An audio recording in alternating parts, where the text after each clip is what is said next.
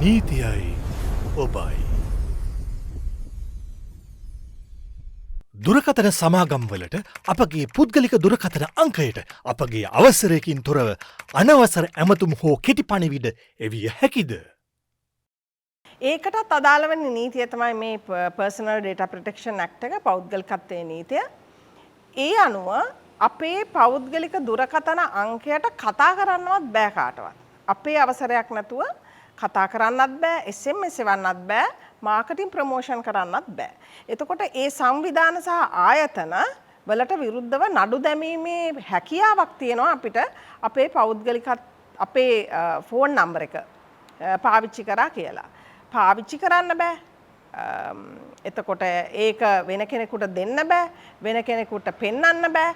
ඒ වගේ ගොඩක් පුළුල් නීතියක් තියෙනවා මේ Personal Data Protection Act එක යටතේ.